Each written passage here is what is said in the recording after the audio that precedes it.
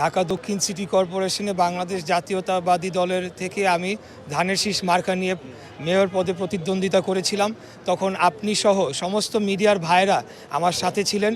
নির্বাচন পূর্ববর্তী 1 মাস যে প্রচারের সময় থেকেই আমাদের উপরে হামলা করা হয়, আমাদের নেতাকর্মীদের রক্তাক্ত করা হয়, আমাদের মাইক ভেঙে ফেলা হয়, পোস্টার ছিঁড়ে ফেলা হয়, কাউন্সিলর প্রার্থীদেরকে গ্রেফতার করে নিয়ে যাওয়া হয়। এর মধ্যেও আমরা নির্বাচনের দিন যখন আমরা যাই বিভিন্ন কেন্দ্রে, তখন আমরা দেখতে পাই যে আমাদের কোনো পোলিং এজেন্টদেরকে সেখানে থাকতে দেওয়া হয় নাই, সকলকে মারধর করে বের করে দেওয়া হয়। পোলিং ভোট কেন্দ্রগুলো বেশিরভাগই 9:30টার দিকে খোলে এবং 1-1.5 ঘন্টা ভোট গ্রহণের মতো হয়ে পরবর্তীতে সেগুলোকে বন্ধ করে দেওয়া হয়। আমিও বিভিন্ন কেন্দ্রে যেয়ে সেগুলোকে বন্ধ পাই এবং পরবর্তীতে ইভিএমে কারচুপি করে সেগুলো আমার ভোটকে যে 1.5 ঘন্টার মাধ্যমে আমি যে ভোট পেয়েছিলাম 2 লক্ষ সামথিং, সেটিকে ওভারকাম করার জন্য সারা দিনব্যাপী আপনার ইভিএম দিয়ে আপনার কারচুপি করা হয় এবং পরবর্তীতে 6:30টার দিকে ফলাফল ঘোষণার কথা থাকলেও সেটা হঠাৎ করে বন্ধ করে দিয়ে রাত 1:30টার সময় ফলাফল একতরফাভাবে ঘোষণা করা হয়। এরপরে নিয়ম অনুযায়ী, আইন অনুযায়ী আমরা নির্বাচনী ট্রাইব্যুনালে মামলা করেছি। পরবর্তীতে সেই মামলাটি মেয়র তাপস, খুনি মেয়র হাসিনার যে আত্মীয় তাপস, সে সেই মামলাটিকে বাধাগ্রস্ত করার জন্য বিভিন্নভাবে আদালতকে চাপ প্রয়োগ করে এবং বিভিন্নভাবে সে বাধাগ্রস্ত করে। পরবর্তীতে 5 তারিখের পরে আমাদের সেই মামলাটি আবার পুনরুজ্জীবিত করা হয় এবং সকল সাক্ষী শুনানির শেষে আমরা আদালতের রায় আজকে পাই।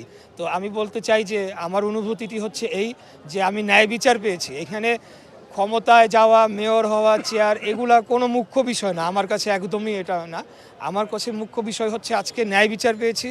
এই রায়ের ফলে আগামীতে যাতে কোনো নির্বাচনে কেউ কারচুপি না করে এবং অবৈধভাবে গিয়ে চেয়ার দখল না করে, সেই ধারাটি যাতে ভাঙে এবং আমরা আগামী দিনে সম্পূর্ণ একটি গণতান্ত্রিক এবং সুনির্বাচনের মাধ্যমে একটি জনগণের সরকার প্রতিষ্ঠা করতে পারি, সেটি ধারাটা অব্যাহত থাকুক, সেটি আমি কামনা করছি। আমি তো মেয়র নির্বাচন করেছি মানুষের জন্য কাজ করার জন্য এবং আমার অনেকগুলো পরিকল্পনা রয়েছে। ঢাকা শহরের যে সমস্যাগুলো রয়েছে, ঢাকা শহর আজকে পৃথিবীর মধ্যে বসবাসযোগ্য নগরীর তালিকায় 1 থেকে 5-এর মধ্যে রয়েছে। আমাদের এখানে যানজট, আপনার air pollution, noise pollution, waste management সহ এবং অতি বসতিপূর্ণ হওয়ার ফলে এবং অপরিকল্পিত নগরায়নের ফলে যে সকল সমস্যা রয়েছে, সেগুলোকে সমাধান করার জন্যই তো আমি মেয়র নির্বাচন করেছি।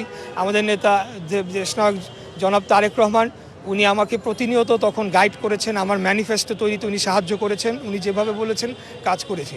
এবং আমাদের সিনিয়র নেতৃবৃন্দ আমার পাশে, আমার অত্যন্ত শ্রদ্ধেয় আমার চাচা জনাব রুহুল কবির রিজভী আহমেদ রয়েছেন, ওনারা যেভাবে আমাকে সমর্থন দিয়েছেন সেটা তো জনগণের জন্য কাজ করার জন্যই। হ্যাঁ, এখন আমি শপথ নিব কি নিব না, এটা হলো সম্পূর্ণ দলীয় সিদ্ধান্ত, যেটা আমি ইতিপূর্বে বলে এসেছি।